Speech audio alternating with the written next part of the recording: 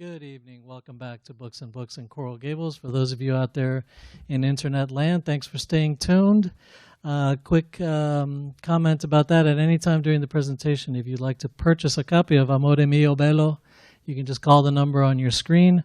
We'll have Ms. Stone sign it for you, and we'll ship it to you wherever you are in the United States for free. For those of you here in the store this evening, Books and Books is very happy to present Ms. Betta Stone and her new book, Amoremiobello. Ms. Stone is a writer and entrepreneur. She was born in Russia, where she earned 2 master's degrees, and after moving to the United States, she earned a multimedia degree from AIFL. This is her debut novel. In it, she tells the story of Sofia Nezhinskaya, a Russian-American designer in her 40s, and Alessandro Salvucci, an opportunistic Italian journalist and successful businessman with a time-tested set of tools for seduction.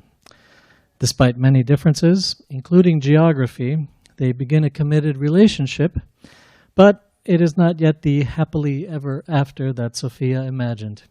Here to tell us more about it, please give a very warm welcome to Ms. Betta Stone. Thank you.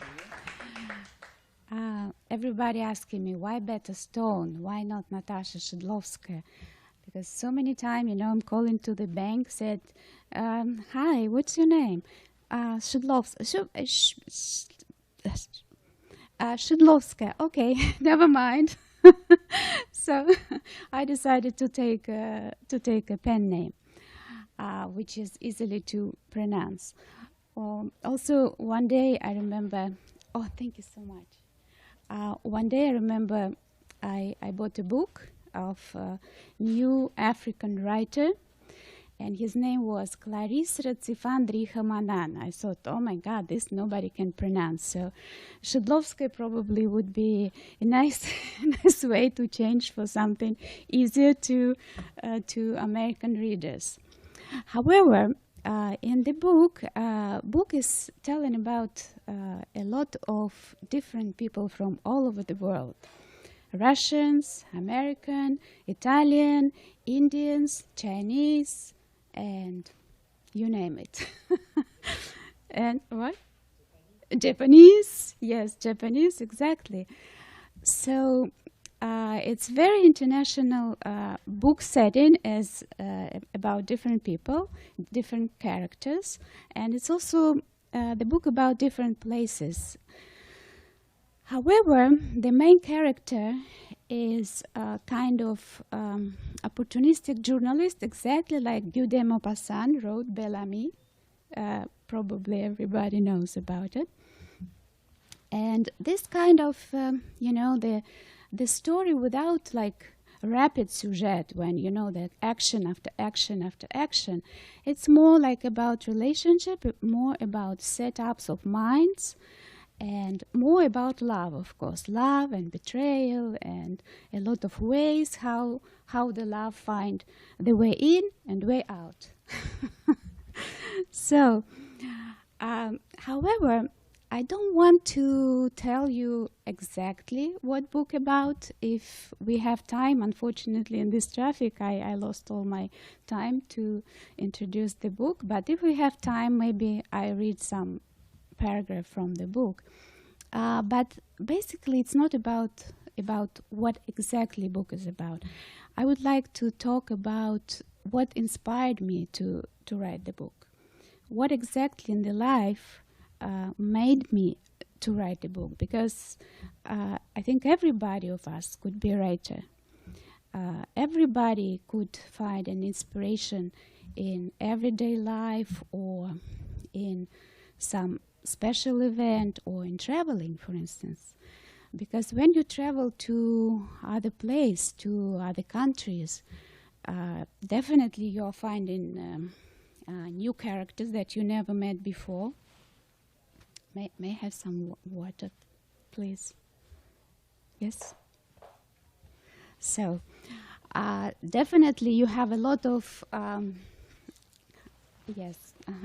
lot of new information about the places, about characters. Thank you. And sometimes you even meet in very funny characters. For instance, I remember that one day I was going to, not far from Moscow, to one village, and we met one person who was talking about his house, and his name was Pushkin. And Pushkin is a very famous Russian poet, Alexander Sergeyevich Pushkin.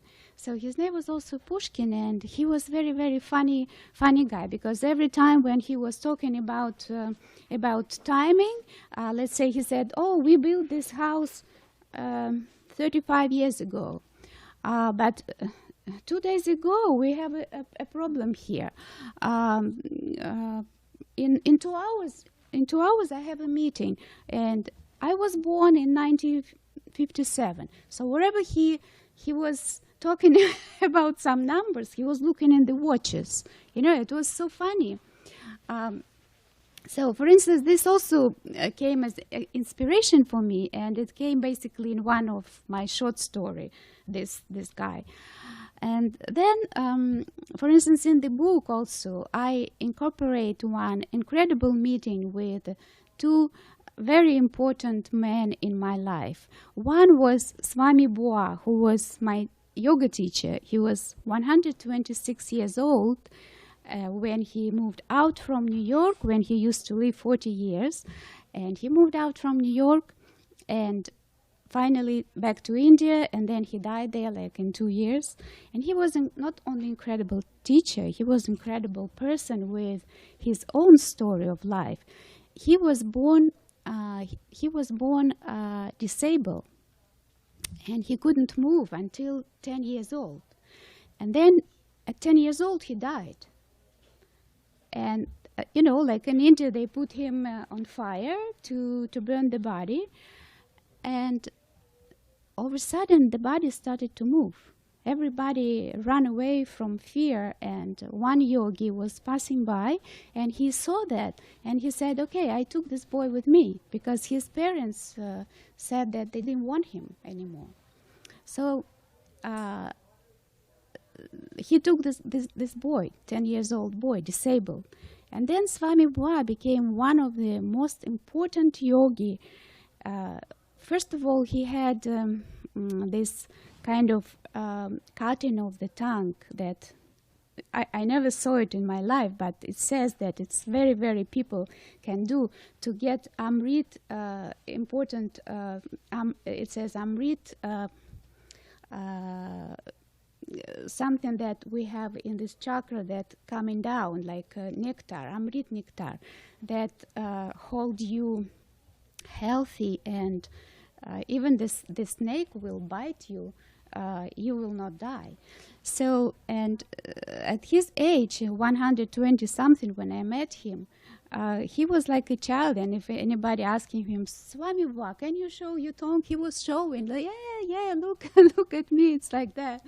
So, and this man inspired me a lot to continue to do yoga, to live like correct life, because he spoke about also morality a lot about some quality in people that really worth to follow. Another person in my life that also influenced me a lot, and also is in the book, was Metropolitan Antony Surezhsky. He was a priest who died a few years ago, and he was serving in London, where I used to live 6 months with my son, who was at that time very little boy, like 6-7 months old. And we used to go to the church. I didn't know actually that the church is Russian church, because it was built like just regular church of London. And one day I was passing by, and I heard that there is like a chorus. I came inside, and after the service, it was Metropolitan Antony Surezhsky was giving a speech, and I all of a sudden was stoned of his language, of the things that he was talking about. Of a sudden, I felt this presence of God. This is how much he mentioned. He mentioned a lot. He was using this word presence of God a lot. And it's amazing how many people were fascinating with his wisdom, and how many English people became Orthodox Christian just because he was there, and just because they were coming to hear his prophecies. So I also wrote a little bit about him in my book. He was the one who inspired me very much. Also, I would love to mention my friends who helped me a lot to finish this book, and to inspire me and to support me, and my family, my son Michael, who is here, who successfully parked my car because we were in traffic for 1 hour and a half, and finally he did it. So my daughter, who unfortunately cannot be present here today, but I hope one day, not one day, but soon, I hold her in my hand and say her thank you too. And to all my friends who always encouraged me to continue writing and to jot down my stories, and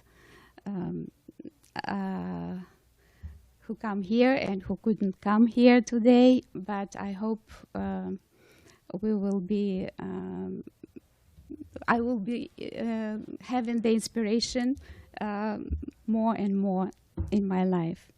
Thank you very much, and if you have any questions, please feel free to ask.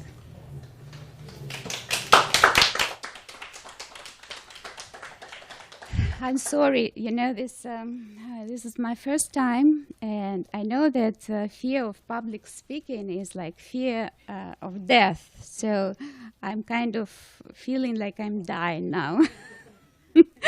So please forgive me if I did it in a way that you may be expected. Also, I was a little bit nervous because we were so late, but everything is worked out.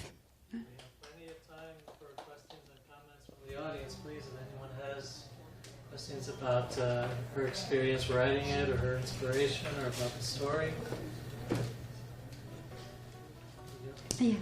Did you write the book in Russian and then translate it, or did you No, write it in English? I started in English. However, the editing took me a lot of time.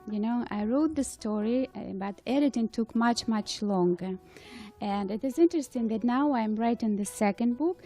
The first book is written from the point of view of the woman. And the second book is going to be from the point of view of the same characters, but from the point of view of man. So yes, I'm writing in English, also incorporate some Russian and some Italian. And one of my friends who is studying English, she said, it's very easy to read. Also, I just learned some Italian. So for those who doesn't know English very well, maybe it's a good start. Also to incorporate some Italian and to come to Italy to use it. Yeah. There was another question over here. Yes. Yes, so I want to ask you, for you, it's more harder to begin to write, or the end, the ending this story, this book? The ending. The ending, actually, yeah. I began actually very easy, but right now I kind of stuck because the ending is very dramatic. It's a lot of intrigue in the second book, and it's a lot of drama, and it comes to a lot of also imagination, because it's not like plain story that it's happened this and that. So it's like a lot of imagination, and since it's a lot of drama going on, it's a lot of like turns. So I'm kind of a little bit stuck now because I'm at the end of the second book. Yeah.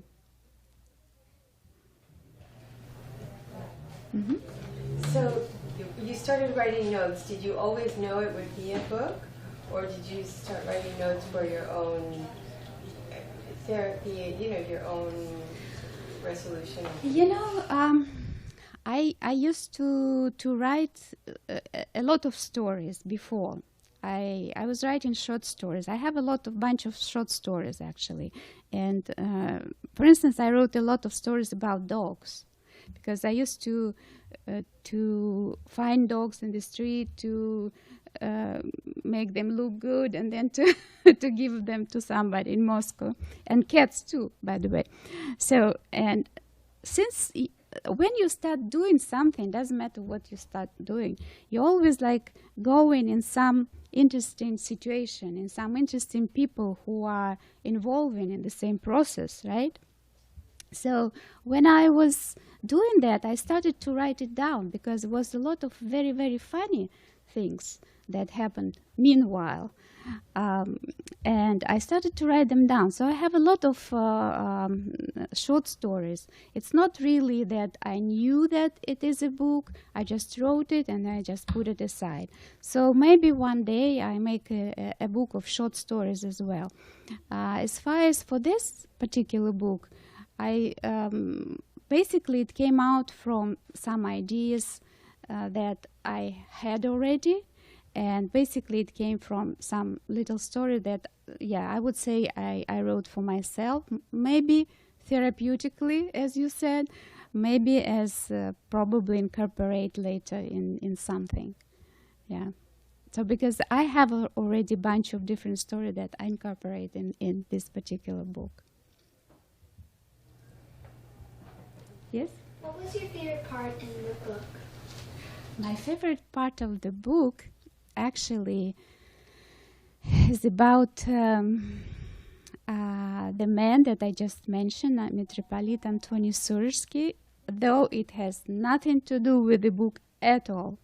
Absolutely. It doesn't. It's just a little episode. But I think it's a very important episode because it also speaks about spiritual side of our life that is probably the most important. It speaks about life and death and God and how we see these things. Sometimes being in everyday activity, we don't think about death, definitely, or God. So we remember the thing when we are sick or ill, or we are something bad going on in our life. And I think there is a lot of little parts in the book speaking about it, but mainly it's not about. It's just the love story. So it seems that it's just the love story, but there is a lot of little stories meanwhile. Also, if a person who's reading this book does not believe in God, could he or she read this book? Absolutely. Yeah.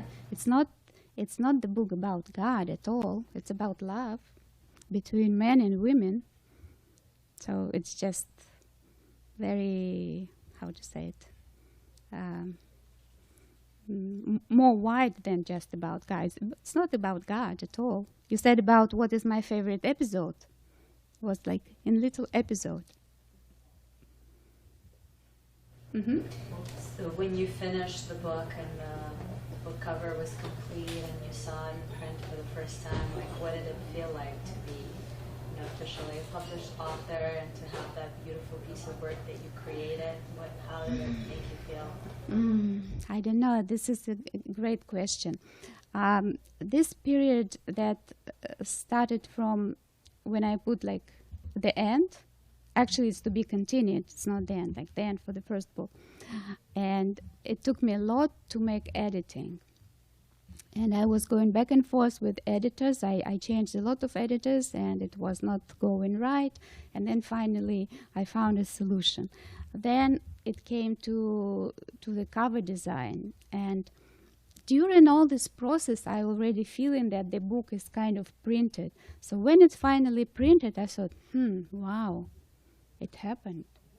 I was kind of a little bit surprised, but in the same time not very much, because it was so long process of like redoing, retouching little pieces, little stuff. Also, I did the cover because I did it myself because I didn't like what another designer suggested me, and it was a lot of. I didn't know that it's so hard to do because it's a lot of very details, you know, that you have to move it a little bit here, you have to put it a little bit there. So by the time it finally came out, I was not really surprised anymore. So I kind of was living with this idea. That is very strange. You know, that was very strange for me. So you started to say at the beginning that everyone has inspirational stories or a story of their Yes. own that perhaps could make an interesting book or story. So what would your advice be to someone who would like to start writing? Oh, I advise just to write. Write, and don't put it aside. Don't put it for tomorrow, because tomorrow is different impression, is different emotion. Because sometimes writing is important. For me, anything is emotion. In life, if you don't have emotion, you don't basically can speak to people, because you speak like this, and I think that everybody should write because it's good for you. So you basically nobody will get it, right? When you put emotion in whatever you're saying, whatever you're doing, even if you're doing little things, even if you're just moving chairs, you have to put it emotionally, because then you give this your love, your emotion to this chair. If you start to writing without emotion, nothing come out. By the way, I was trying to start writing my presentation, and I was writing, and then I stopped. And I said, okay. And so what's wrong with me? I didn't have any emotion, because I thought, okay, the book is written, right? So what I have to write now about? I have to write about the book that already written. So there's no emotion in that. It's no like, you know what I mean? There's no like inspiration to write it. I thought, oh my God, I'm going to fail. It's going to be so boring. What I'm going to do? Am I going to take my pages and to write from the book? It's kind of boring, because the book is not for the author to write. You know, now I'm going to write you first chapter. Are you ready? Do we have time? So it's not about that, right? It's about inspiration, inspire you to write, to read this book, inspire you to maybe to start writing, because everybody can write the book. Everybody, absolutely. And I'm sure that everybody of us has incredible stories that if we put on writing, short stories, funny stories, like children's stories, stories about animals, that I have like millions. I can speak about dogs like endlessly.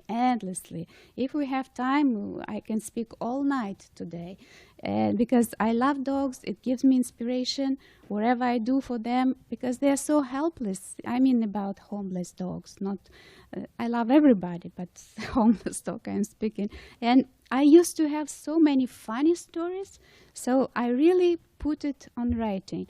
And if I speak about that, people laughing, people liking it, and I'm sure it's going to be also interesting to read. I think everybody has that story about children, how funny they are, what they are speaking, especially small children, what they are saying when they're growing up. You know, my son gave me a lot of inspiration. I have another book that I would like to publish, what he was speaking, what kind of funny things he said when he was when he started to talk. That's what we need to do to put in writing. And we have a very famous Russian writer who died already, Kornei Chukovsky, who wrote a book. It called From 2 to 5, and he put a lot of what children saying about anything when they are from 2 to 5, because this is like the most incredible thing for child development, when they start to see world, when they start to understand world. And you cannot fantasize that, you cannot imagine that, you cannot write that it's like your fantasy. It's from the life. And write it down and you will get a book, beautiful book, surely. And then maybe if you have fantasy, you can incorporate it with another story. Or like Agatha Christie, she was like doing a lot of detective, or like Sherlock Holmes, you know, maybe do something more complicated, you know. So try to put one character as a murderer and another as a victim, and you know how they are communicating with each other. But we see also a lot of character in life, and sometimes I'm sitting and watching some interesting character around me, and I start to imagine what he's doing at home, what he's eating, you know. So it's also give me inspiration on writing. Because if you start to write about one character that, let's say, you don't know him or her, you have to fantasize, right? And this is also we are taking from life. We're good in time? We're very good on time. Okay. Okay. Any more questions? Well, it's always interesting to hear the author read their own writing. Is that possible? Yes. Yes. Yes. Yes. Yes, absolutely. Yeah? Okay. So, maybe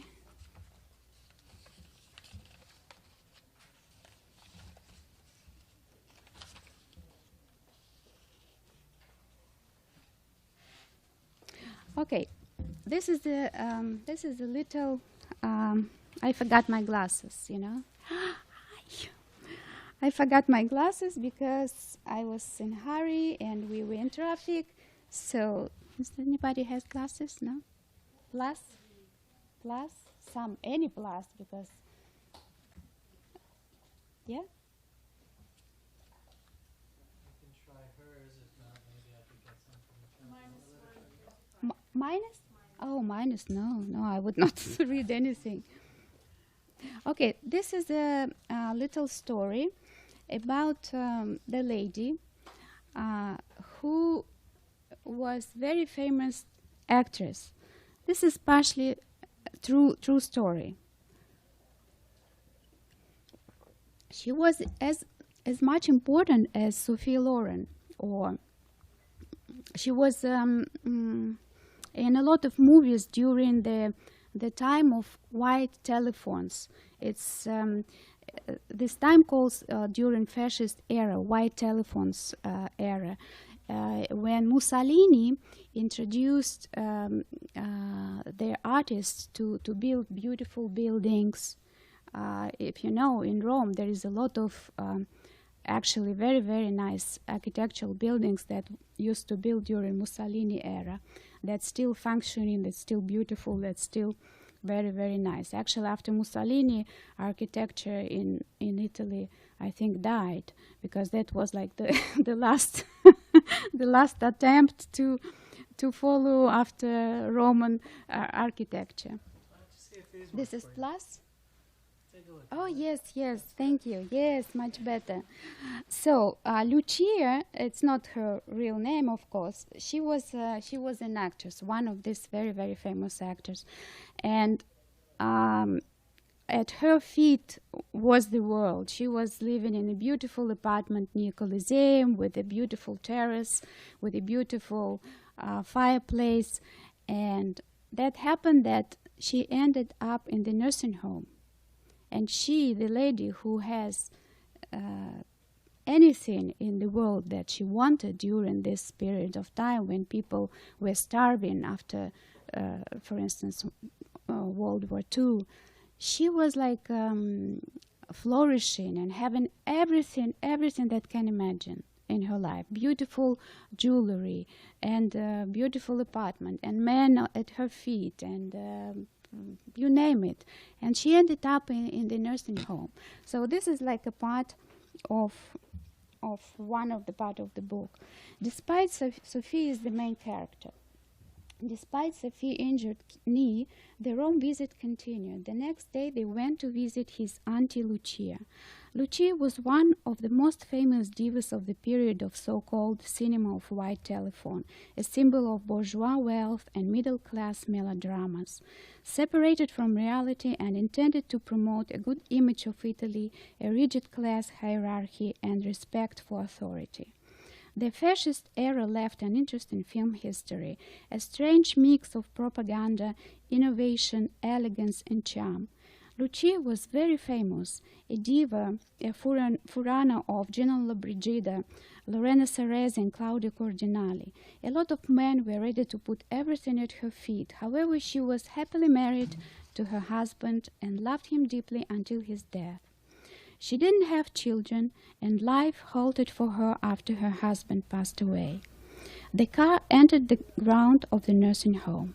Alessandro stopped the car next to the front door of an old 3-story villa. A huge, friendly white dog met them at the entrance without barking, wagging her tail. A nurse named Alexandra was waiting for them and welcomed them in. In the spacious room with its old carved oak staircases was a beautiful antique pianoforte.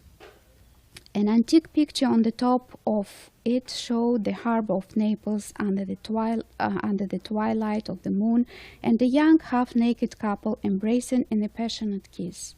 Old people with yellowish-white skin were sitting in the wheelchairs and on comfortable chair and a big sofa. They looked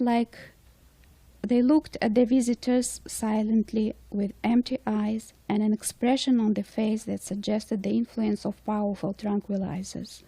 Even though they were alive, they all looked like masks, pale and breathless. In spite of the beautiful decor of the living room, with antique tables with flowers and comfortable chairs, the scene looked frightening.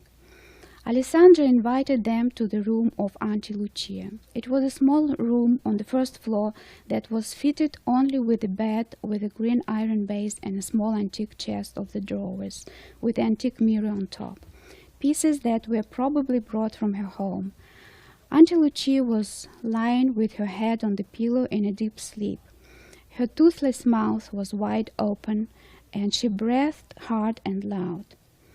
Veronica è stata qui ieri, Alessandra said. Veronica was here yesterday. Bene, replied Alessandra, watching Lucia breath. Lei è sempre così? Она всегда, she is always like that? Sì. Sophia's eyes filled with tears. Alessandra embraced her and said, when I started to walk here, I cried too. You have a sweet heart, be strong. She had squeezed Sophia's shoulders with affection. This is so terrible, Sophia said on the way out of the sorrowful villa that smelled of comfort and medicine. I think the personnel give them a lot of drugs to calm them down and cloud the mind. They look like they do not remember anything. They do not even know who they are, and all faces look like rising dead. But how could you auntie end up here, she asked. You could hire a nurse, someone to take care of her, in her own home. I'm guessing she was very rich and could afford the expenses. My daughter did this. She studied the law, and though she didn't finish, she got smart enough to get my auntie to sign the papers in her favor. Lucia signed everything over to Veronica, and then my daughter put her here and sold her apartment. She had a penthouse in front of Coliseum. Oh, my God, poor Lucia. How many years that he has been here in this home? 5 or 6, maybe more. I don't remember exactly. To have the world at her feet and finish like that, what a terrible life. How did she react when she found herself here? Sophia asked. At first, she didn't know that this was forever. Veronica told her that she needed to have a full checkup. But when she realized it, she was crying and asking to be taken away. But she signed everything herself, at all her papers. And her apartment was already sold by the time. Oh my God, poor things. Yes, the apartment was supposed to be mine, by the way. I was the only heir, because she didn't have children of her own and loved me best. But why did your daughter do that? Why did she take everything away from her and put her in this nursing home? Also, she sold it for nothing. He had not heard her and became angered by the memories of his daughter's sale. It was such a beautiful apartment with a garden on the terrace that wrapped around it. It faced the Coliseum and was full of antiques and pictures. The antique Cartier jewelry collection also is worth a fortune now. He deepened his memories. Just imagine, there was a beautiful old fireplace made of marble, and above the mantel was a picture window in an old antique ceramic frame made of flowers that looked out to Coliseum. It was incredible. This story captivated Sophia so much, and she listened as they rode in the car. Veronica then went to Africa, to Thailand, to South America, Alessandra said with a scowl. I wondered where she got all this money to travel. But then my father found out the truth. He became furious. Our family at once became divided. Why did she do it? Boo? I think it was out of revenge. After she found out I have another daughter. What do you mean she found out? You didn't tell her? No, it was Gabriella's will. I respected it, that's all. She don't want to tell anybody about her pregnancy. It was her African superstitions. How did Veronica find out then? One day Veronica and Marco came to my house, and my gardener said to my daughter, "Congratulations on your sister." She got pissed. She had also been friends with Gabriella and spoken with her often, and Gabriella had not said anything to her. And she sold the apartment after this. I think it was when I had already bought a small house for Gabrielle in South France and sent her here. We went there once with Marco. When he came back to Italy, he told his mama about it, which started a family quarrel. Initially, she was offended by you at Gabriella, Sophie said. She considered it as a betrayal from both of you. She was wrong to react that way she did, but you were wrong initially too not to tell her about your child. Now she doesn't want to see me. He sounded like a victim. I have tried many times to contact her, but no reply. He changed the subject, turning the car into the cemetery. We have arrived. Okay, we're good? So, Is there last couple questions for Gustav? Good. All right then. Reminder for our internet audience at home: if you call the number on your screen and purchase a book, we will have the author sign it for you and ship it to you wherever you are in the United States for free. Also, all of our live streamed events are archived, so you can visit the Books and Books website, go to the link for the live streaming, and any author appearance that we've had here live will be archived there so you could watch it at your convenience. For those of you here in the house, we have Amoremiobello for sale at the counter over there. Natasha will be signing over here. I didn't call you your pen name that time. I called you your actual name. She'll be signing here at the table to the left of the podium. She will also be having a nice reception outside in the courtyard. But first of all, buy the book and have her sign it over here. And that was a very nice presentation. Please, let's everyone give her a hand. Thank you.